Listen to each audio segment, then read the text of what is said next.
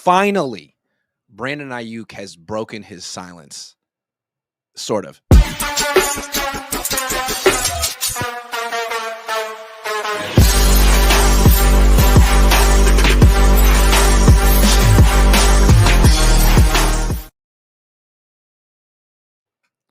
What's up? Welcome to Cohn and LaRocca. That's Tyler C. LaRocca. I'm Grant L. Cohn.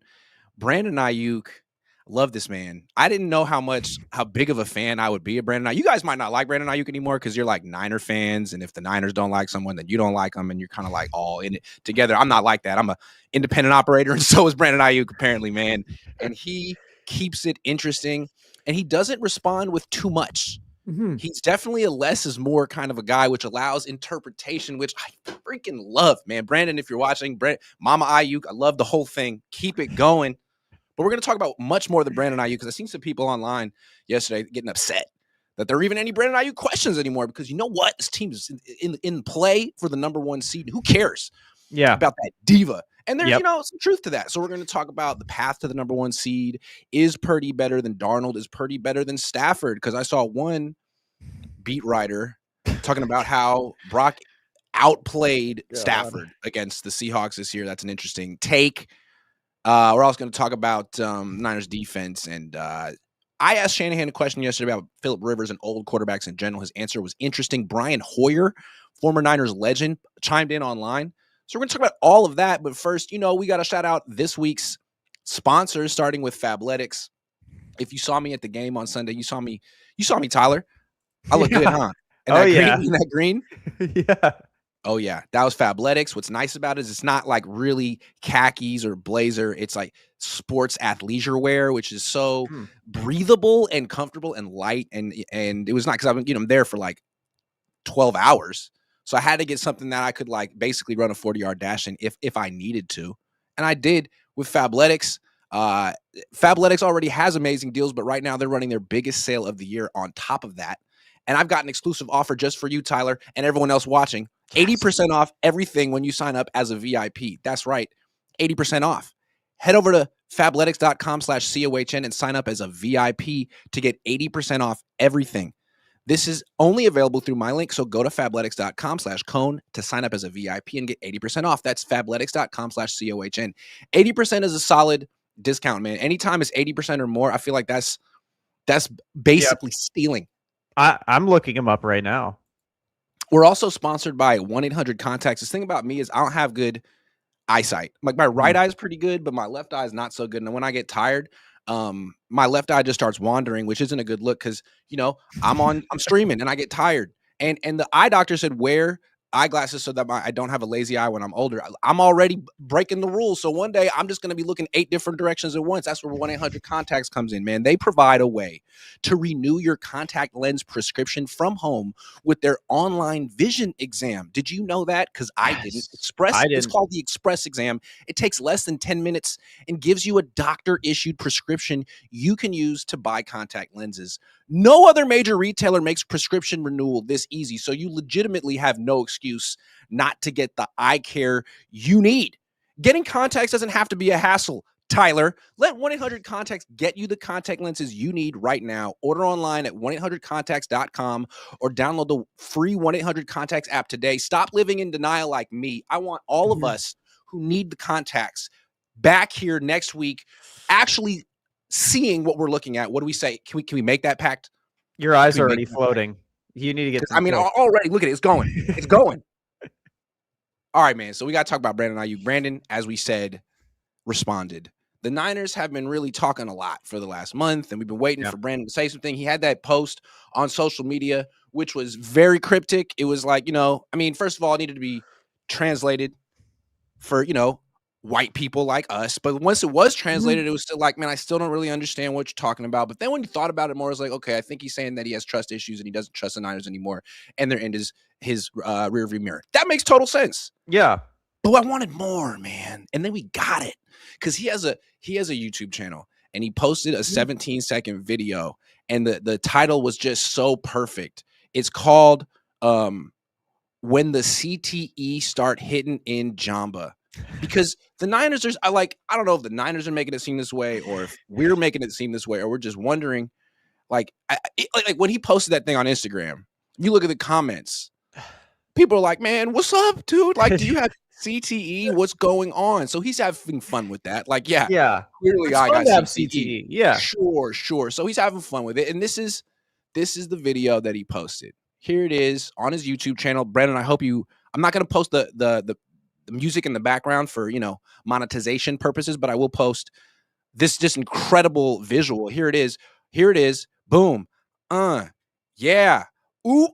Oh. Oh, here comes his wife. She's like, "Oh, is that vlog mode?" And he's looking outside, being like, "Why are you in the?" I'm dancing. There's his son being like, "Don't really understand what's happening." He's like, "Nope. Oh wait, he's gonna go down the escalator, going down that escalator," and that's it. That's his whole response to the 49ers.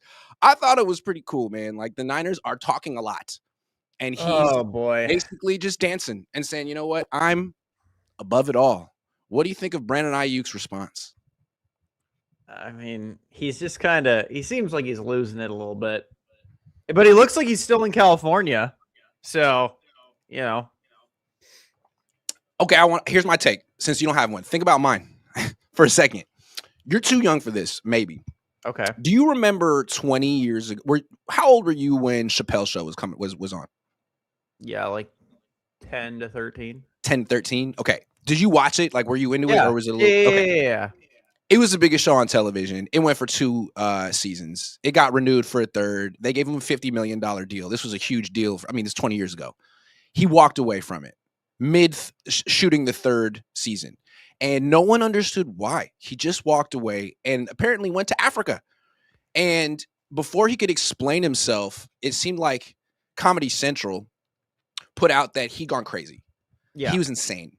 He'd CT. lost his mind. Yeah. Right, exactly. And so eventually he got to come back and be like, "Hey man, I didn't go insane and I had all these reasons." And when he explained himself, it really made him a legend. He went from being, a star to being a legend. And now, he sells out every place he goes, anytime, no matter what, because people see him as more than just an entertainer. Like he stood for something. He was cool. And I wonder if that's a little bit going. I'm not saying he's Dave Chappelle or anything. He can't express himself like that. Yeah. But the Niners are kind of making him seem nuts. Like we haven't talked to him in a year. He won't communicate. All right. Well, if he could play football, does he have to say a word? If he can dance like that and beat man coverage, does he really have to say a word? Yeah, I don't know, man. It seems like he's still rightfully pissed off. I just want to know, like, I really wish we knew what set him off. Like, was it negotiations? Like, or was it just he wanted to be treated extra special and be able to wear his own shorts? Like, I'm just curious what it is, because it seems like he's kind of acting like, I don't know. It seems like he's acting like a little kid, which I've had BA's back, and I love BA, and I'd love for him to come back. But he seems like he seems butthurt. Like, and that's the only way I can really describe it. And I don't know why. But doesn't he also seem like, yeah, I would say he seems butthurt. I've been butthurt before. It's not a good feeling. It hurts in your butt. But what I would say is that doesn't it seem like he's kind of like, in a way, like admirably stubborn? Kyle's stubborn. Like this guy is standing on business. Like he is not backing down. And I kind of respect it. It seems like all the people who've gotten paid by the Niners and stayed in their good graces for sure did a couple of things in common. They kiss Kyle's booty and they kiss Parag's booty. Like they take the insults during the negotiations, they swallow it, they wipe their hand across their mouth and they say, "You know what? I love being a part of the 49ers. I don't take it personal." I don't think that Aiyuk ever did either of those two things.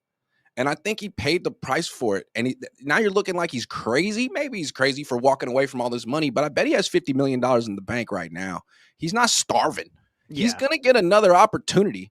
And again, like when a guy actually stands on business, it's funny. Like people call him crazy. It's like, how could you walk away from this? It's like, well, I don't know. I got principles and I'm not going to just be a butt kisser the way freaking Debo. Sorry. Debo's Mr. Best Friends with Kyle until he's not. You know what I mean? Like, I've never pretended. You think Debo really liked Kyle? Or he's like, you know what? I like getting targets. I like that you gave me the ball twice as much in the Super Bowl as Brandon. Yeah. I'm just saying. Like my big thing with Brandon is just, again, that's why I'm so curious, like what set him off, right? Because if you think about it, even like if we follow that thought process, like, okay, sure, what if he was just like, I don't care, you guys insulted me during negotiations, then why did you run back to Kyle and say, don't trade me? Like, that's my biggest thing, is what happened after that. Like, that has so, like Shannon Sharp and Ochocinco said, like something had to have happened that like really pissed him off But for him to be willing to Brandon get hasn't over really it. acted. They're trying to make it seem like he doesn't want to be on the 49ers. This is what I want to talk about. So he responds yesterday with his little dance on YouTube, No. which is trolling the Niners. Fine. We asked Kyle, Eric Branch asked the question first. San Francisco Chronicle is like, is there anything? Clearly, Brandon didn't act well, and he's partially responsible for this For divorce. sure. But is there anything you wish you would have done differently? I mean, it's like in any divorce, both sides are culpable, and it's not like one's a victim and one's a monster. Like, what do you think you could have done differently? And that was a great opportunity for the Niners to show like some self-awareness and to look generous, and not stop taking shots at Brandon. And he's like, I don't know. We haven't talked to. I can't really say that there's something we could have done better because we haven't really been able to talk to him since he got hurt. It's like, what? Yeah, I mean, it's just been so hard to just get him in the building ever since last October. And then I followed up. I was like, yeah, but like we saw him at training camp every day. We saw him before games in preseason and the first 3-4 weeks of the season. So is there something else going on behind the scenes that we didn't understand? He's like, yeah, obviously. It's like, well, hold on, man. If you're saying you couldn't get in contact with Brandon, he's on the field. Why don't you walk over to him? Yeah. Why don't you just walk over to him? But Kyle seems like the kind of guy who makes you walk over to him, which probably works with George Kittle, Trent Williams, Deebo Samuel, Fred Warner, Nick Bosa. But Ayuk's different. Why don't you walk over to him? I mean, I think Sean McVay would, Mike Tomlin would. Is it really that kind of a power contest to see who's got the upper hand? Is it that important? Yeah, and that's my thing is like, I mean, like maybe BA just is like a diva, like I don't know, like he signed the contract and the shorts thing happened and all this stuff. Like maybe he did just want to be like that. He just wanted. Is Christian not a diva? Is George not a diva? Is Kyle not a diva? Am I not a diva? But that's aren't we all to a degree? We're performers. And that's what I'm saying is I think like maybe he just wanted to be, like you said, like he wanted them to treat him special and they didn't. And so he was just like, like because to get the special treatments, you gotta be nice. You gotta play nice. Theory, and he didn't. And maybe that was his thought process, right? Is I took less money than the Browns or the Patriots offered me. I could have gotten broken off to stay here because you guys said you wanted me and you needed me, but then I signed the contract and you didn't act like you wanted me or you needed me. And so maybe that's what hurt him. I don't know. All I know is it really sucks because this team needs a wide receiver one bad. And I feel like unless it was something like crazy personal that went down, just mend the fences and get him back on the field. Doesn't Aiyuk seem like the kind of guy who's like, you know what? Maybe I'm wrong. Maybe I'm misreading him, but I've been covering him for 5 years. Seems like the kind of guy who's like, you know what? I got FU money. All right. Like I got 50 million in the bank. Yeah. I don't like the way I'm treated here at all. I want to be on this team, but I don't like the way I'm treated here. So I'm going to walk away from the rest of this. Even though he tried to get it back, like I'm accepting that I'm not going to get it. I'm going to leave. I'm going to dance on YouTube. I'm not going to be upset about it. I'm going to let you talk about me. And I'm going to bounce back somewhere else. And maybe I won't make the same amount of money, but I'll be happy. I'll be in a situation I want to be in. And you know what? You guys will be disappointed that you don't have me because I'll be balling. Maybe I won't make as much money as I was before, but you know what? Money isn't everything. I'll be happy. I'll be balling, and you'll be wishing that Ricky Pearsall was doing what I'm doing. How about that? Yeah, and here's my thing, too, is the one thing that triggered me, and I don't mean to pull him into this just to poop on him, but in my opinion, I hated when they interviewed Brock about it, and he said, oh, like there was there's nothing I can do. And I wasn't thinking in my head, I was like, bullshit. Every quarterback goes to bat for their receiver. Every single one, when they have a star receiver one, when contract negotiations come up, they go, dude, pay him. He is my boy. Did you not just see what we did together? And then when Purdy goes, well, I mean, there was nothing I could do. That is such a crock of horse shit. I can't believe it. Like, and there's also like what you said, and I know people don't like to hear it, but like you always said, that was a hospital ball. And like, for I mean, sure. I'm not saying it was an irresponsible throw, but in a sense it kind of was, because like you floated that pass. It had nothing on it. He went over the middle like a good teammate. He didn't shy away from it. Mm-hmm. I mean, you gave that safety every opportunity to just destroy him, and he did. So again, I'm not saying it's your fault, but how about you should be, if anyone should be at the hospital, like bringing flowers and chocolates and Yeah. playing PlayStation with the dude, it should be you, man. Exactly. I'm not saying you owe him an apology, because you don't, but you owed him like something, man. And it felt That's what like you just washed your hands of him, like, oh, the organization is down on him. Well, I'm down on him, like, nah, man. You helped him get paid, but he helped you get paid, dude. Straight up. and that's my thing is I think, and I will say, I think Brock's learning. Like, I definitely think that was a learning, because you see him now with Ricky and Kendrick, like he's dancing with them, dapping them up. They have their handshakes and everything. He was never like that with BA. And BA and Debo tried being like that with Purdy. They would come to the games with Purdy jackets on, talking about how he's MVP. Purdy never reciprocated. Also, let's compare before we move on. So Brandon Aiyuk, they're making him seem like he's not only like losing it, but he's like a bad person, like he's Antonio Brown or something. Let's compare him to Patrick Mahomes. Patrick Mahomes is towards ACL. He's going to be rehabbing somewhere this offseason. Yeah. Let's say he decides he doesn't want to rehab in Kansas City. Let's say he misses a few phone calls, or he's not that communicative. You know what the Chiefs aren't going to do? Void his guarantees. You know why? Because he's Patrick Mahomes. These rules, these stipulations only matter if they don't want you anymore. If they want you, it doesn't matter. And I think Brandon's mistake here is thinking that the Niners still wanted him, or he just didn't care anymore. Because Patrick Mahomes can literally do whatever the fuck he wants to do this offseason while rehabbing. He can tell the Chiefs, he can not tell the Chiefs. He could be in Missouri, he could be in Alaska. As long as he's still alive and under contract, they'll say thank you. Yeah.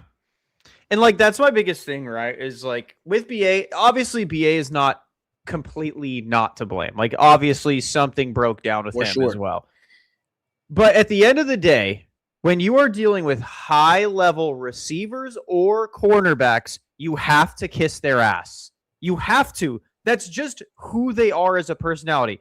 T.O., Jerry, Amon-Ra, CeeDee Lamb, Jamar Chase, Justin Jefferson, all of these guys thrive on getting their asses kissed. How about Puka Nacua? The guy seems kind of unstable. Yeah. Like, you just have to do it. It comes with the territory. So in the Niners, like you said, Kyle or is you not don't, that... or you trade him and you move on. Yeah. You don't give him the extension and then bust their chops about little stuff. And the only one that Kyle would do that for was Debo, because he loved Debo.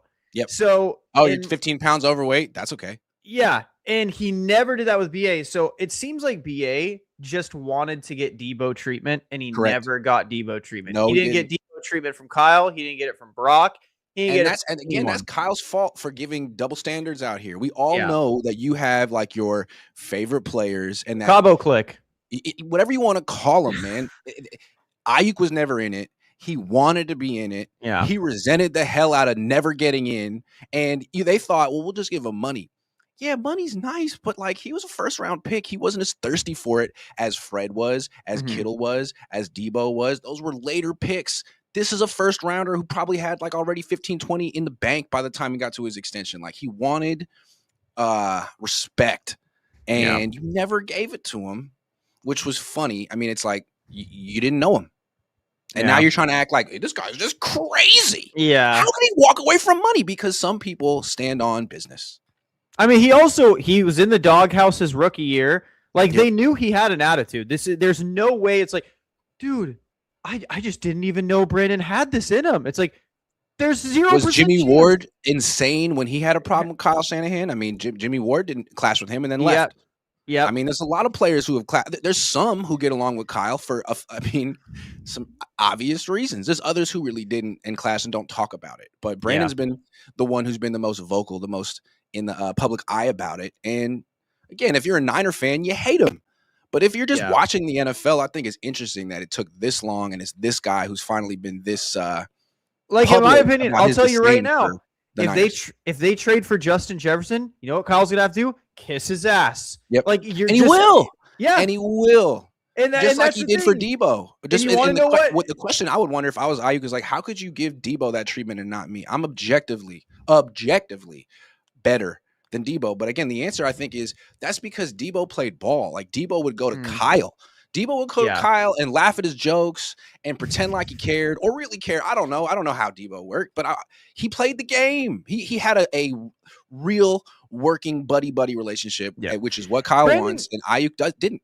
Yeah, Brandon just seems like one of those people that he's not fake. If he doesn't really fuck with you, he's just not. But going don't you to. like that? I mean, it's like if you were in an office and you saw some dude who's constantly like in the boss's freaking office, not doing his job, not practicing as hard as us, but doing the buddy thing and getting rewarded, you'd fucking hate it. Yeah. And you'd respect a dude like Ayuk who doesn't do that stuff, but is still the number one dude in sales or whatever the metric is week in and week out. Like, that's the guy you'd want to like actually be friends with. I'm just saying. Like, it's easy for the corporation to make that employee look bad. Well, and I think it also, so with all these rumors, right, coming out, like the Niners really did make a big push for Justin Jefferson. Yep. If it's as big as a push as these rumors are making it seem, that could have been what set BA off. Like, what the hell? Why? I'm right here. Yeah. Like, I'm literally right here. I was drafted the same year. Why do you think he's better than me? And you got to realize, like, the fact that he never got the treatment he wanted, the fact that the quarterback would go to Juwan Jennings over Brandon in the Super Bowl, the fact that the quarterback treated him just like any other teammate, the fact that the coach treated him like any other player, where does he want to go? He wants to play with Jaden Daniels, his best friend. He wants to be like embraced like he's part of the family. Yeah. That's what he freaking wants. And the fact that the Niners would give him millions and millions and millions of dollars, but not is so interesting. Like, all you had to do was give him a hug. You didn't have to give him all that money. Give him a freaking hug and invite him to Cabo and you'd be good. Like I was saying, like if they watch, like this is a learning experience. You could already see it with Brock and the other receivers. Watch if they somehow trade for like Justin Jefferson. Watch how much Brock and Kyle kiss his ass. Dude, Kyle was all about Emmanuel Sanders. Yeah. Like he got here. He was like, oh my God, this guy is so incredible. Emmanuel Sanders. I mean, man, Emmanuel Sanders could do whatever he wanted. From what I heard, that dude was like renting Lambos and Ferraris the week of the Super Bowl. Like, he was like a legit bad influence on the younger. This was before Ayuk was on the team. But Ayuk comes and he's a problem. Like, I don't know, man. I don't know about that. Anyway, I guess we'll find out. Yeah. Ayuk, if you're out there, keep making the 17-second videos. We love the dance moves. Again, anytime someone can do the fake going down the stairs is just elite dancing. I loved it. So thank Brandon, you. And come on the show, man. Just come on, dude. No, but I kind of respect it. Like, he hasn't said anything. It feels like the Niners are kind of goading him into trying to look crazy. If he came on my show and ranted for an hour, he'd look crazy. So I get it. But eventually, it's the move. All right? Eventually, it's the move, Brandon. So I'm just throwing it out there. Once you get to Washington. Yeah. Joey Mellon says, happy holiday, dudes. Happy holiday. Shady Luke says, haven't watched you in a while. What's up with that? When you going to come to do blue collar work with me? You looking different with the beard. Looks good. Thanks. Yeah, I went full Carhartt today. I went Carhartt on Carhartt. I have a lot of Carhartt on Carhartt. I'm not even sponsored by Carhartt. I just felt like wearing Carhartt today. Izzy says, shout out to Grant, best Niners reporter. Appreciate you. All right, that's enough, Brandon, for that. It was 23 Niners fan. All right, so the Seahawks won last night. This was good news. This is great for news. Niner fans and the Niners. Yeah. Now, like, the Niners legitimately, all they have to do is win the next 3 games, and they will be the number 1 seed. They will have a bye. They will have home field throughout the playoffs. All they got to do is win their games. They don't need anyone else to do anything. All they needed was the Seahawks to beat the Rams, and they did. Yep. What do you think of the Niners' path to the number 1 seed? Do you think they can pull it off? Well, I mean, first off, you said Niners fans like you're not a part of us. Second off, I am wearing Niners colors today, aren't I? Yeah, exactly. That game was incredible. The path to number 1 seed, in my opinion, dude, with our defense, it's tough. Like, the first 45 minutes of the game, you could be like, oh yeah, Niners defense might be able to stop this offense. Then that late fourth quarter kicked in. And you're like, oh, I don't know if the Niners defense could stop this Seattle offense, because you have that. And then you also have Chicago. Like, Chicago is not a team to like scoff at or look up at in any way, shape, or form. Like, their run game is very good, and our run defense is very bad. The only team I'm like confident in us beating is the Colts this Monday. But dude, this is it is. We do control our own destiny, but this is a sketchy path to the 1 seed. I mean, I did a show with former Raiders offensive coordinator Tom Walsh yesterday, and he said, in his opinion, the Niners are right there with the Rams and the Seahawks as the best teams in the NFC. We saw those teams face off. It was an incredible game. They went to overtime. Seahawks went 38-37. My question for Tom, and why I may disagree with him, although he's almost always right, is, okay, the Seahawks and Rams both have good defenses. The Niners don't. Yeah. So we saw the Niners do a good job against those teams week 1 and week 5 when they had Fred Warner. Like, when they had Fred Warner and Nick Bosa, they did a great job against the Seahawks. When they had just Fred Warner, they did good enough against the Rams. When they had neither, the Rams never punted. It was ridiculous. Yeah. So the stat that kills me, did you know that the Niners have the fewest sacks in the league by a lot? Like, they have 16 on the whole We have less season. than Myles Garrett. Yeah, I know. The second worst team with sacks has 22. That's Baltimore. Yeah. So I mean, that doesn't kill you against Jackson. I mean, again, it does against Tennessee, but it does against playoff teams. Probably, I don't know if it does against Indianapolis, but that's Indianapolis isn't technically a playoff team. Again, especially against the Bears, like, that Bears defense is for real. They lead the league in takeaways. They're good. That run game is really, really good. Yeah, it is. And the only way to beat the Bears is by shutting down Caleb Williams and by forcing him to turn the ball over. We saw Malik Mustafa and Jair Brown trying to get turnovers against the Titans. It was brutal. It was like watching high school kids trying to catch a football. It was uncontested drops, man. It was not good. Yeah. Like, it looked like Jaquiski Tart suited up for us again. And you can't this isn't a defense that's winning a Super Bowl, ever. The only way, I tweeted it yesterday, the only way this defense wins a Super Bowl is if Eric Kendricks turns back the clock and they sign Matthew Judon, who also turns back the clock, and then Fred makes it back and is at least good. Like, I mean, have they beaten a playoff team since Fred Warner got injured? I don't think so. Fred Warner gets injured. No. They immediately give up 30 to Tampa. They beat Carolina, but that's not a playoff team. Indianapolis isn't a playoff team. They've lost. They lost to Houston. Yeah, no, they have not beaten a playoff team since Fred has gone. No. Yeah. So, I mean, they could get the number 1 seed, but that would involve beating two playoff teams. And here's the thing about the Niners. Not only can they not sack the quarterback, they can't put any pressure on the quarterback. They also aren't really good at stopping their run. Yeah. Other than that, defense is great. And what's funny is I saw, like, David Lombardi is hilarious. My God, dude. He actually last night, me so hard. Stafford threw for like 450, no 460. picks, touchdowns. Yeah. 37 points, touchdown in overtime.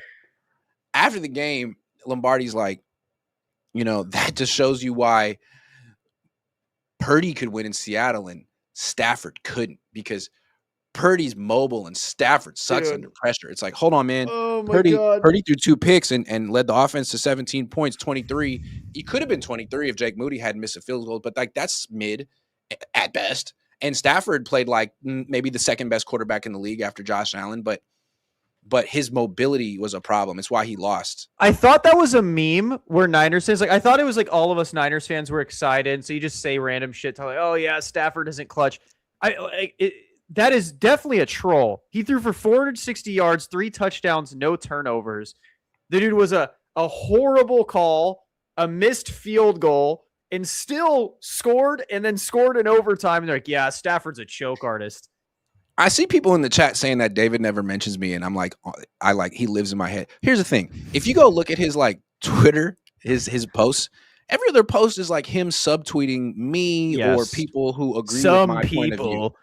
Every single one. So just because he doesn't use my name doesn't mean I'm not on his mind or he's not responding to me. I just have the balls to say it to his face or talk it, say it with his name. So yeah, that's Yeah. what I would say. But yeah, Anyway, like my thing with this Niners defense is, we haven't beaten a playoff team since Fred went down.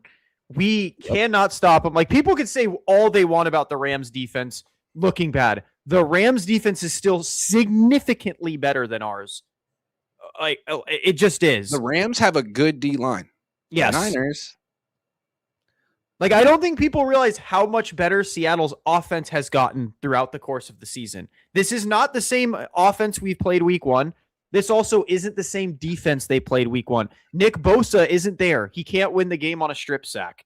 Like, Mykel Williams isn't there. He can't command double teams for Nick Bosa coming off the edge. It's Cleveland Farrell, Bryce Huff, and Keon White. Like, this defense is cooked. I just think it's too bad because when we look back on this team, the Niners are gonna give them if and when they don't win the Super Bowl, the Niners are gonna pat themselves in the back and say, "Man, we really exceeded expectations." Whose? Your own. You're the fucking ones. Yes. Sorry, pardon my French, but you're the fucking ones who said this isn't our year. We're gonna take lumps this year. Nuh-uh. It is your year. If you had just gone for it, because it's no one's year in the NFL. It's no one's year, and you did jack shit at the trade deadline, and now you look up on December 19th, and you're like, "Damn, man! If we just had a D line, we might win." Like if we just traded for Kayvon Thibodeau and let Alfred Collins develop the way he's developing with Bryce Huff and Keon White off to the side, this is a legit D line. Like, it's a legitimately good defensive line. And then you have Eric Kendricks, who can at least play half decent until Fred comes back if you lock in a 1 seed. In the defense, it wouldn't be great, but it would at least be average. It wouldn't be below average like it is right now. Or I should just say what it is, ass. Like, I never understood how you could have George Kittle in his prime, Trent Williams at the end of his prime, Christian McCaffrey at the end of his prime, Brock Purdy at the beginning of his prime, all this, and say, we're in a transition year. What are you talking about, man? If these guys stay healthy, it's your year. Dude. And they are. Yeah, George and Christian have this year. George might have another year or so of, like, elite production. Elite. Yeah. Christian, no matter how much you want to talk about it, Christian's run game this year is his running is toast. Yeah. Like, Trent's still a good receiver. Trent's going to retire most likely after this year would be my assumption, if not next year. Like, this is the end of these guys' careers. You just gave Brock $250 million. Bro, if you were looking for a reset, why did you give Brock the money now? Yeah, you could have gave it to him next year and saved money. And you probably given him less next year too, because he probably wouldn't have played good because you guys are just going to take lumps. Yeah. You could have sat him out with his toe for the whole year. It's so strange. It's so strange. And to hear them actually say now, like, the league's wide open and we feel really confident. It's like, where was this in early November, like 6 weeks ago? Where was this? And again, you feel good because you got a 4-game winning streak and because you're looking around the league and saying these teams aren't so hot. But when you go into the playoffs and you give up 45 to some mediocre team and lose, you're going to be like, you know what? Like, what are they going to do even if we win? Like, my guess for the Colts game is an ugly win. Brock's not very good in prime time. My guess is an ugly win. But what if Brock does have to go into a shootout with Phillip Rivers and he has to drop like 35 to win? I can tell you right now that Colts offense is the worst we'll be playing from here on out. Here's the thing. It's not going to be a shootout because Rivers can't throw the ball down the field and they have the best running back in the league, or one of them. So they're going to run the ball as much as possible. But what this is going to be, and I think it's so great, is perfect for Brock. It's the right test for Brock. It's not a gunslinging contest. It's a game managing contest. Because that's what Phillip Rivers is going to do. He's going to do his best to manage the game and not make the mistake and let Brock fuck it up. So Brock, I mean, the guy, they're going to score like 20 tops, probably, unless the Niners can't stop the run at all. So your job is, once again, don't throw any interception. That is your job. Don't be a hero. Execute the offense. Get the ball out of your hands and do that better than 44-year-old Phillip Rivers. Can you do that? That's the game. Yeah. That's the game. Here's the thing. Buckner is still hurt. He might come back, but even then, he just got off IR. I think Mooney Ward is still hurt. Sauce is still hurt. So it's like, it's one of these things where their defense, yes, it still played well last week, even with those injuries. But it's like, if we can't get by an injury-riddled Colts defense, brother, Seattle, Chicago, whoever they play in the playoffs, it's just, like I'm saying, like, this is a good, I guess, test, but this is a team that a playoff team should just beat. Like, Seattle beat them. So. Like, and I don't even think Seattle's one of the best teams, but Seattle beat them. And now the Niners have tape, right? Seattle had to play him completely blind. The Niners have tape. You know he's not throwing the ball down the field. Like, I don't know that he can physically throw the ball more than 20 yards down the field. So what I would do if I were Robert Saleh is I would play split safeties, 2 deep safeties, but I wouldn't play him deep. I'd play him like 9 yards off the line of scrimmage. 9. And say, I got 9 in the box. I don't give a fuck. You're not throwing the ball down the field. Like, we're doing our best to shut down Jonathan Taylor. Yeah. And we're daring you to throw some fades, some goes, anything more than 15 yards down the field because we don't think you can do it. We don't think you want to do it. That's what I would do. And I think it's what the Niners are going to do. It could work. Could work. And but that's not going to work against the Rams. They still have Kenny Moore back there. So they don't have completely, but Pearsall's hurt. So they're just going to put Kenny Moore on Juwan and say, okay, good luck. Have fun trying to beat us with Kendrick Bourne and co. And we're just going to wait. And they'll probably do the same thing other good teams have been doing to Purdy, which is bait the middle of the field throws. Yep. And let him float one. Yep. And hope he turns it over. And yeah, like you said, Phillips going to be like, I'm just going to trust Jonathan Taylor. Yep. And Michael Pittman. Yep. Quick throw to Tyler Warren. Dude, you didn't grow up watching Phillip Rivers. I did. This guy had an unreal connection with Antonio Gates, dude. You did. I mean, he's going to throw to Tyler Warren 8 times. Yeah. Warren just has to catch the ball. Yeah, he just has to beat D. Winters, which, not that difficult in coverage. I'm not picking the Niners to lose this game. Me neither. I think it'll be an ugly win. I think it'll be an ugly win, and then I think we'll go to Chicago. And in my opinion, Chicago's going to be like an actual test. Like, and I don't know if the Niners make it out of that. That's a playoff team. And again, the Niners haven't beaten a playoff team in a long time. And think about it. Without Fred Warner. Chicago, the Niners fans keep looking at Seattle. That's the game for the 1 seed. The Chicago game's also for the 1 seed. Yep. All these games are. All these games are. Chicago gets the 1 seed in a tiebreaker against us if they beat us. So, yeah. Justin Cheese says, what happened to Emmett when he left the boys? That's random, but he wasn't good anymore. The only Flav. Hey, what's up, Flav? Been a long time. Says BA's value goes down with every win. If he came back week 12, people would be saying we haven't lost because of him. Instead, it's looking like we never needed him. Winning a Super Bowl this year would be hilarious. That is true. I'm going to give Flav credit. Every win, his stock goes down. But if they lose in the playoffs in the first round, in the second round, if their offense scores 20 or something like that, and they can't get the ball down the field, the whole conversation changes. So the story isn't over yet, Flav. And all I'll say about this is no.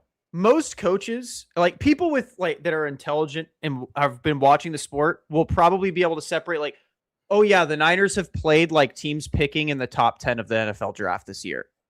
It's not that, oh my God, they never needed BA. It's they're playing bad teams. They're playing very bad competition. It's not it's not that our offense, like we just said, the 49ers have not beaten a playoff team. We have only lost to them since Fred's gone down. BA is not when Ricky's playing well, when Ricky's healthy and playing well and they're feeding him, it looks like he can do a lot of what Aiyuk did, but he can only do it for like a few quarters at a time or once a month or once every other month. Yeah, he's never playing. Once you give him 8 targets, it's like, all right, Flav. Shady Luke says, "Ramp, where you at? Your camera's frozen. My camera's frozen? Oh, it's back now. What's going on?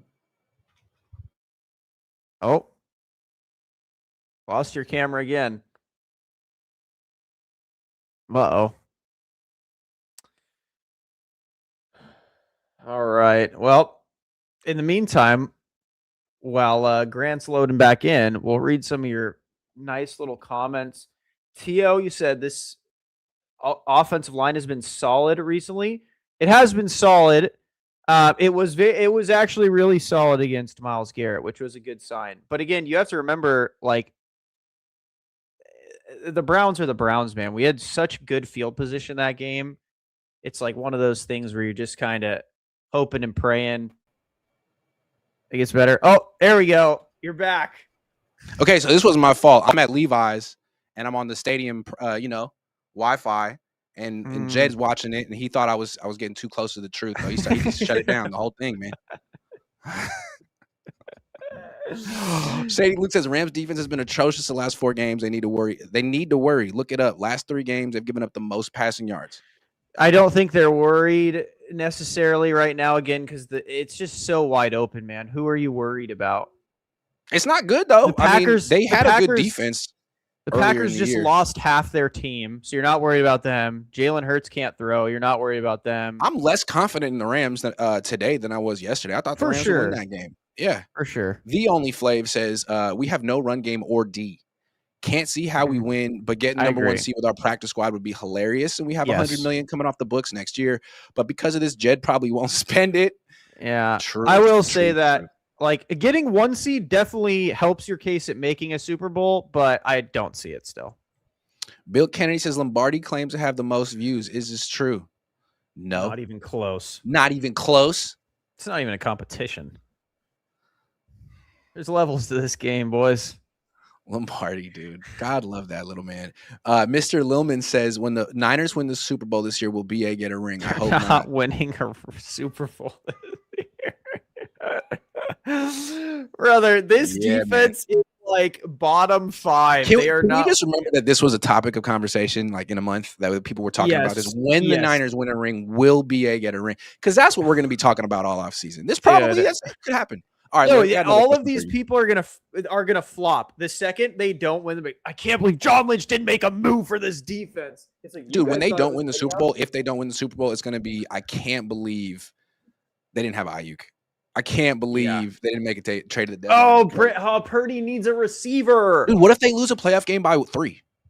Aiyuk wouldn't have made a difference. What if they lose by 2? Aiyuk wouldn't have been the difference. Maybe not. Well, we'll see. We'll see what Ricky does. All right, here's a question. Based on what Sam Darnold did against the Rams, what Sam Darnold has done this season, do you think Brock Purdy is better than him? No. This was a big topic of discussion last night, and it was like, because like people were watching me tweet like, "Oh, Darnold's so bad," and they're like, "He's better than Purdy," and I was like, "Well, yeah, my point still stands. Darnold's still bad." Darnold's still better than Brock. Like the throws Darnold made in the final drive to win in overtime, like those throws aren't necessarily throws Purdy can make. Like Darnold still makes high level throws. And then what's Darnold's knock? He makes a couple really bad decisions a game. So does Brock. That's what I would say. Is like, I don't really know who's better, but to me, they're very similar. Yeah. I think they're very similar quarterbacks. Like Brock is better at escaping pressure because he's better than most quarterbacks at escaping pressure. Like Darnold just he doesn't have a burst. He's not elusive.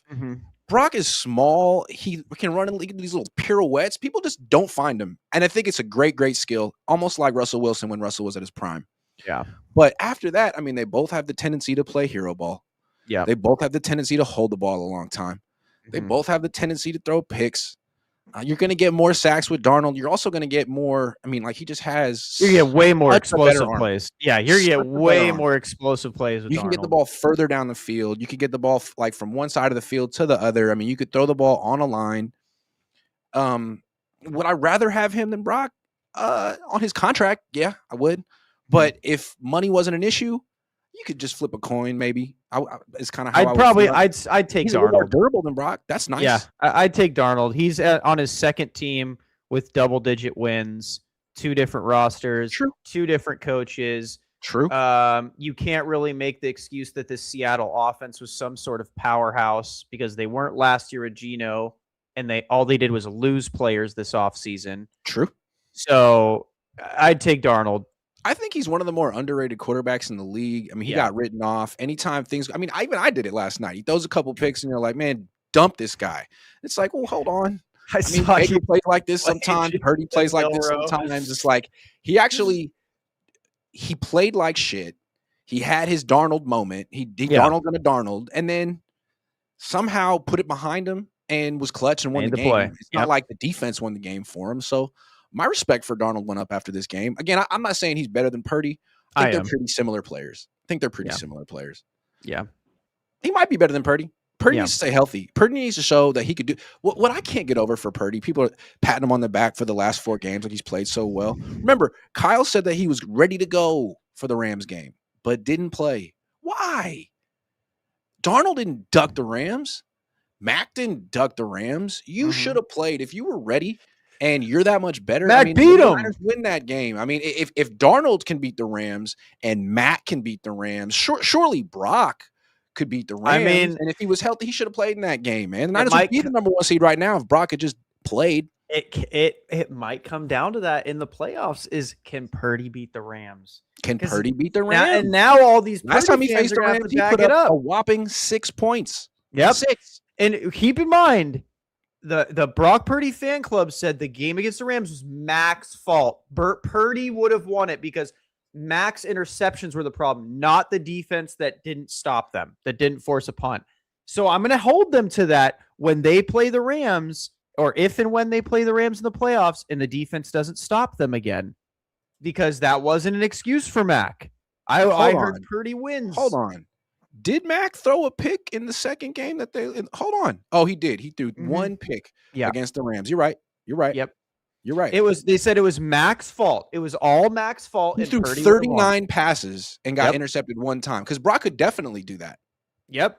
So then that's what everyone says is Purdy would have won that. The defense was fine. So we'll see. We'll see. Yep. I can't. Because Mac won, Darnold won. The expectation is Brock, who's so much better than both of them in a class of his own, is not only going to beat the Rams. I've been seeing posts that he's a top 5 quarterback. I've heard he's a top 5 quarterback again. He's going to put up 50 on the Rams. Yeah, and he's going to play both ways. He's going to play corner. He's going to intercept a pass. He's going to return it for a touchdown. Rams defense is atrocious, so you can't say their defense is good. Niner fans have been saying it's horrible. So it's a horrible defense. Purdy should light them up. It should be a no problem shootout for Brock Purdy. I want to switch the subject though, but I want to get this on the screen. Hold on. Where you at? Okay. There it is. So I want to do, here we're going to talk about Kyle Shanahan on old and young quarterbacks. I asked Kyle about Phillip Rivers and some league-wide trends, and instead of sort of like replaying it for you, why don't I put it on the screen? Hold on. Window. Brian Hoyer. Gonna do this. All right, tell me if you can hear it. Is it on the screen? Yes, it is. Yeah. All right, tell me if you can hear this. Wait, that's not it. There it is. Wait. There it is. Okay. Turn on the tape. What'd you see from Phillip when you? Yeah, you can hear it. I see. I mean, he is a little bit older, so might not quite be as fast. Might not quite be able to throw it the same distance that he used to, but you don't know that for sure because you don't see it exactly on tape. But I see a guy who knows how to play the position as good as anyone. He had 27 throws in that game, and every ball goes to the exact right spot. He attacked their coverage is great. He played against a very good pass rush and was able to get rid of the ball. He's one of the best quarterbacks I've ever watched, and he definitely helped that team. What is it about the NFL and the quarterback position where a 44-year-old with diminishing physical skills can have more success than a 22-year-old with all the physical skills in the world? Because when you go against defenses, like it's very rare, especially, I mean, you just pick up Seattle last week. You're not going to run away from something like that. You don't out athletic ever a really good defense, very rarely, or you have to be, so on elite level, like someone like Vic or Lamar or something like that, just to athletically run away from teams. You got to be able to get rid of the ball, and to be able to get rid of the ball is it's a unique talent that doesn't just some people have it and some people don't. Whether it's vision, whether it's arm angles, whether it's mental processing, like whether it's just your feel and clear mind in the pocket. But when things are moving fast at an elite level, you don't. Athletically, it's really hard to get away from those guys. It's about getting rid of the ball and letting someone else do it. So that's a great answer. And then what's so interesting is Brian Hoyer comes in and he says this morning. Brian Hoyer was the quarterback for Kyle, 2 different places. Hold on. And with the Niners, with the Browns, he says Kyle's spot on about Phillip. It wasn't too hard for Phillip to read defenses. Seattle's top 5 in 2025 after not playing for 5 years and with 3 days of prep. But the case I hear for pure progression reads is that it's impossible, quote unquote, to read coverage these days. So are we just not wanting to teach the young quarterbacks to do it because, quote unquote, defenses disguise better, or maybe because some coaches know it's hard and are worried about their job security if it takes some time to develop? I think that's so interesting because I think that's really what the trend in today's league. Oh, you're such a diva. But what he's saying is guys like Kyle and McVay and LaFleur and these new age play callers, they're not developing quarterbacks and empowering them to make more decisions and have more on their plate. They're taking stuff off their plate. They're saying, I'll think for you. Don't think too much. Just execute what I say. So I think that's why Kyle's quarterbacks have instant success. They either get it or they don't. Yeah. And then after a while, the interceptions pile up because they're just doing what Kyle told them to do.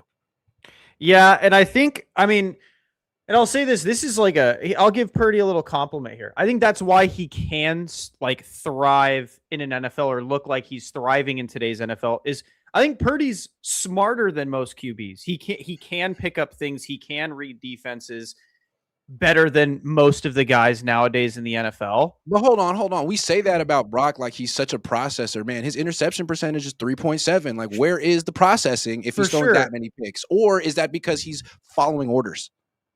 I think it's a mix of both, right? Like, I think certain things he's going through the pure progression passing, but also and I think it's part of being a shorter QB. You have to kind of know your windows when you're reading coverages. So yeah, if a defense does like what teams have been starting to do, which is like disguise a coverage by leaving the middle open for Purdy. So when the pocket gets muddy and he has to anticipate and let it go, they're there sitting on it. I think part of that is Purdy is good at reading coverages, but it's also that mixed bag of where when it is a really good disguise, Purdy can't see that necessarily. What I want to say is this is the trend around the league. You know, it used to be develop the quarterback, let them be the brain of the offense, and the play caller takes a back seat. I mean, back in the day, the quarterback called their own plays. Now it's very much the opposite. It's like the play caller is going to have a lifetime contract if he's good. He'll be there for 20 years, and the quarterbacks will cycle in and out, and he's going to be making most of the decisions, and the quarterback's an extension of him. Yeah. And what's interesting about it is like everyone accepts it. Like this is the best way to do football. But quarterback plays worse than it's been in a long time. It is. Passing's down. I mean, like, these guys aren't getting developed. I just think it's really interesting. Like, it's become a play caller dominated league. It used to be a quarterback driven sport. Yeah. Now it's a play caller driven sport. And you know what? Play callers aren't on the field. They're not sexy. No one's buying a ticket to watch Kyle Shanahan stand there on the sideline, blocking his face and picking plays off the sheet like a menu. No one cares. It's not like, oh, is Kyle against Sean McVay? No, dude, it's Brock against Stafford. That's the moneymaker for the NFL, and they got to figure that out because these play callers, they're like Puff Daddy, man. They're like Diddy, all up in the video, dancing. Get off the screen. It's not about you, dude. Every play. 8 substitutions, 4 motions. It's like, can you just let the quarterback be in charge, please? Please. That's my rant. That's my soapbox. I'm 37, almost 38. But I think in that same thing where they're talking about like defenses disguising well, I think you kind of do have to do a lot of motions. I think that's why everyone's kind of going towards that heavy motion offense is because the defenses are so good at disguising it that the offense in turn has to start like super disguising their offense. And it's hard, man. Like, cause like Niners will come out and like what looks like just a typical like single back tight, whatever, 21 personnel. And then after a few motions, they're somehow in like trips and you're like, oh shoot, like this is a completely different look. This disguise might not work for this look. And so I think it's a mixed bag. Like I think nowadays it's a real big chess match between coaches. And yeah, I think players are significantly underdeveloped. I blame Patrick Mahomes for that though, because everyone just wants to help Patrick. You know what would help offenses combat disguise coverages? Going no huddle. I agree. I think that's why no huddle is so successful. Yeah, going fast. I'm sorry, man. To me, these play callers are control freaks. Yeah. And I don't think it makes the sport better. You know, what's interesting is football, I love football, is the most overcoached sport For in, sure. in the world. And you, I mean, like, none of these players can make quarterbacks used to be the ones that could at least make a choice, do something. But like even now, I don't even know that they can. And you could like compare it to a sport like tennis. There's one-on-one, and there are coaches. They're literally sitting in the stands, and they're forbidden to have any contact with the player. The player, you're on your own. I think football would be better. Yeah, you coach during the week. You get a game plan, but during the game, there's no headset. Brock, you're calling the plays. Fred, you're calling the plays. I think the sport would be better, dude. I don't think I need to see 5 dudes shuffling on a different personnel grouping every play, 8 motions. Like, nah, man, can we just let the players play? Can we let the players play? Imagine if in the NBA, every time there was a change of possession, there had to be a 30-second stop and a huddle to figure out what play they want to run, man. Let them go. Run. I'm saying. Can that happen? I would not want to see agree with me on that Jackson Dart calling plays, but yeah. Okay, I got more on this rant. So how come it's not just that the NFL isn't developing quarterbacks, college isn't either. Oh, I agree. Why? They can't Because of the transfer portal. Yeah, they can't. They don't have the time. They have to make simple offenses that are simple, pure progressions. You get a guy for 1 year. Yeah. Maybe. Yeah. Right? Like that UCLA just had that quarterback. He's gone. I mean, Carson Beck was at Georgia, then he's at Miami. I mean, Miami has a new quarterback every single year. Not that I know that much about college football, but like I know enough. Clearly, I mean, none of these guys are getting developed. You have new receivers. You have new receivers coming in and out every year. New backs coming in and out every year. Like you get them on the field, make them productive. Just get them on the field, make them productive. Well, I mean, that's why some of their plays I'll think for you are those signs where it's like blue dog. It's like that's a sign. Go. Just execute. Do less. But I think know what that.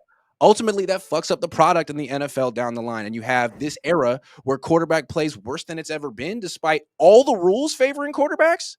And like you'd think, like in basketball, players just get more and more skilled over time because they've watched the other players, and you can build on it. And it seems like these quarterbacks are less skilled. And that brings it back to our original point with Phillip Rivers. How can fucking Phillip Rivers at 44 read a defense better than these kids who've been doing it their whole lives, supposedly? Because they're not. No, they're not. Like that was my big thing with Caleb Williams when he came out in the draft. Like during that draft, I was like, oh yeah, Caleb's a development project. Drake May's the best one in the draft because Caleb, you could tell like from high school and college, he was just like, they were like, go out there and just Caleb Williams the game. Like, that's what we want you to do. I don't care what you run. Yeah.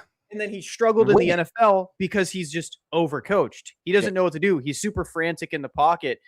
And you see it with the Niners too. Like Mac and Brock look so much more fluid when they just run their like 2-minute drill, no huddle offense. Like everything looks so much more fluid.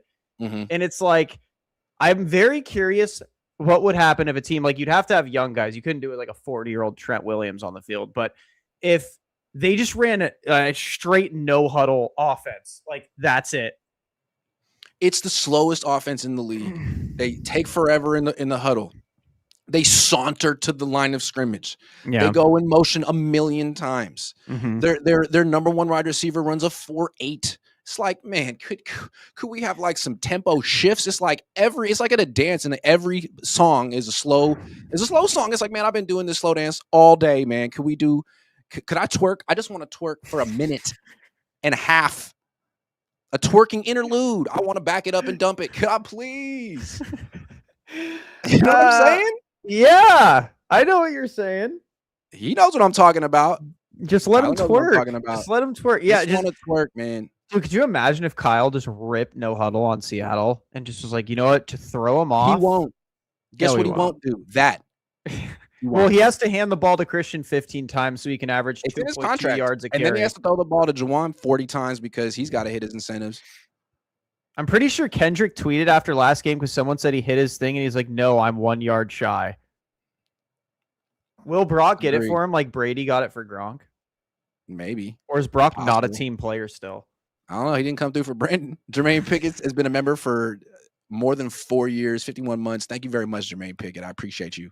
The Only Flav says, Crazy. There's another Flav though. I mean, Flavor Flav was the original Flav. You can be the second Flav. Says crazy thing is if we lose this week, we could easily not make the playoffs. All Lions just need to win out. Being a Niners fan the last 30 years, I feel like that's more likely than getting the number. I mean, one yeah, seed. I completely agree. I think the excitement around the Seattle thing is that the Niners now control their own destiny. So if they lose, it's our fault. If we win, if you lose to Phillip Rivers, you kind of deserve to miss. Yeah, you deserve. Like, you're not a playoff team. That's the test. Can you beat Phillip Rivers? Seahawks did. If you don't, then you're, because the Colts aren't going to make the playoffs, and they're also injured as hell. So if you can't beat that team, trust me, you don't want to go into the playoffs with a bunch. Mr. Lillman says Brock is what our most efficient QBs in the NFC, and he's missed a few games this year. Who cares? Efficiency. Shout out to Mr. Lillman. S2 Bling says nice, Grant, great, Suge Knight reference, Puff Shandy. You got that all up in the video. Kyle is kind of all up in the video. There's another reference. And look, I want to say this in the nicest way possible about Kyle. In the nicest way possible. Are you going to call him Diddy again? But I feel like the best comparison for Kyle, have you ever seen the movie Rain Man? Oh my God, yes. But I'm not saying he's like full-blown Rain Man. Obviously not, because that would be so disrespectful. And he's not on the spectrum. I'm not saying that. But the way that Rain Man was off the charts at certain things, that's Kyle. He's legitimately off the charts at certain things, and no one can take that from him. But he's also like shockingly underdeveloped in other areas where a head coach, usually is like Sean McVay is just a more well-rounded head coach. I disagree. I disagree. I think Sean McVay is one of the worst clock management coaches in the NFL. Sean McVay is Tom Cruise in Rain Man, okay? And and Kyle is Dustin Hoffman. And that's okay. Oh, man. And that's okay. But I'm just saying, like, would you want Rain Man as your offensive coordinator? Hell yeah, all day. Would you want him as your head coach? I don't know. That's a tough one. I'm taking some of those press conferences are going to be an adventure, but most of the time, his good heart is going to come through. And as long as he gets to watch Wapner in the afternoons, is fine. You don't remember Rain Man, dude. You're too young for that, dude. All right. The way he counted all those little were they toothpicks? Counted them very fast. I bet you Kyle could do that. You think he could count toothpicks? I bet he really counted fast? all the toothpicks on the ground very fast. I bet he could. This guy says yesterday Cousins was asked about the change from quarterbacks reading coverage to progression reads. Yeah, watch on YouTube. I watched that. It was good. I was asking Kyle about that too. Kyle Cousins went on his whole tutorial explaining how quarterback plays changed from reading half the field based on the coverage to just giving up on trying to read the coverage and just going through progressions. Where do you stand on that, Kyle? Kyle's like, you listen to what I say. I think he actually would answer have you anyone noticed that Kyle's been giving me really good answers this week when I asked? I think Kyle's starting to like you. As long as you don't ask Kyle, like, if the question is, hey, Kyle, why did you do XYZ? He's like, because I said so and I hate you. But if you ask him like, hey, could you explain football to me? He's like, happily. And I do appreciate that about him. I've learned a lot of football from Kyle, and he's willing to teach you if you just Kyle's the GOAT. Get off his back. He's the GOAT. Joseph Ernberg says, I can't wait for us to lose the next 3 and see all these post-game clarity live streams sober up and see the team for what it is, old losers. Wow. Yikes. No.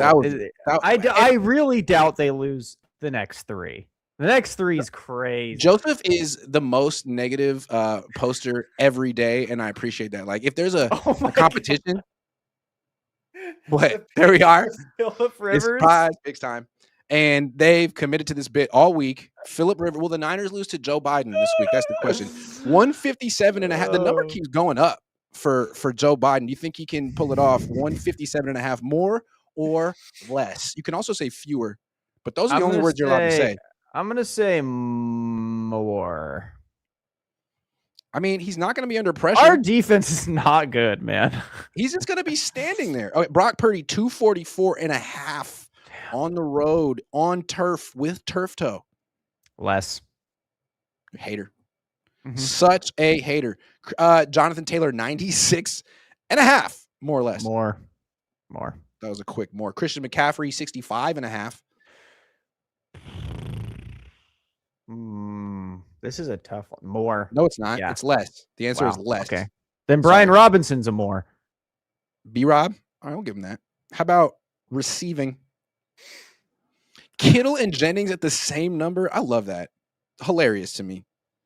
How about George Kittle, 59.5? I'm thinking I more. mean, I'm thinking more. It's looking good. Like what? Okay, I'm going that one. All right, those are our picks. I think they're all right. Here, look at them one more time. These are the Tyler Yeah. picks. I helped him out with the Christian one. Sorry. Yeah. Hater. Flex it, submit it, use promo code Cohn, play $5, get $50 instantly in lineups when you use that we'll promo let you. code COHN. Yeah, baby. Joseph Ehrenberg. I love that guy. All right. You think Ricky practiced today? No. I don't No. think Ricky's playing again. And I love when you ask about him, they're like, no, he's, but we're really feeling hopeful. It's like, man, you said that about Brandon. You say that it's over. Yeah, that's true. They do. The next say time that you say you're about hopeful Brandon. about something, dude, remember like a month ago, they asked John Lynch on the radio, like, do you still hope that Brandon can come back? He was like, it's not just a hope, it's an expectation because we have evidence. I mean, he's been putting in the work and he's been making progress. It's like, you said that a month ago, man. What? I have an idea. Philip Rivers came back. So what if we see T.O.'s still in shape? What if we see if he could still run a couple routes? Why not? We Jerry did Rice it. said every game, dude. He wouldn't say no. We did it for Randy Moss. We did it for Emmanuel Sanders. T.O. could run a Bill couple Kennedy comebacks. says the answer is fewer, not less. Love Ehrenberg. It is fewer. Again, if you're new to the show, what is you have to get this, you have to understand this if you're sports journalism, because you're in a lot of situations where you're right, and then you got to, is it less, is it fewer? Less is something that is not countable, like less justice, less smelly, you know what I mean? Less ugly, less beautiful. Yeah. Things you can count is always fewer. Fewer jelly beans. Then why do you say less? Because what I just explained that. What are you, Zoolander? What are you, a mail? I just explained that. You just said less on yards that are because I was wrong, because I got it wrong. Damn it. Gosh, these all right, writers. that's our show. Thank you to all our sponsors, Prize Picks, 1-800 contacts Fabletics. Oh, I can't wait to buy my Fabletics. I'm gonna spend like $50 and get a whole new wardrobe. 80% off.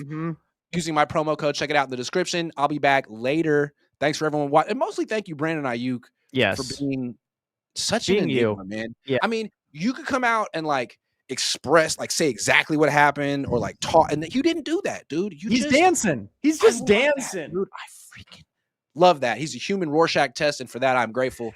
Thank you, Tyler. Thank you, everyone.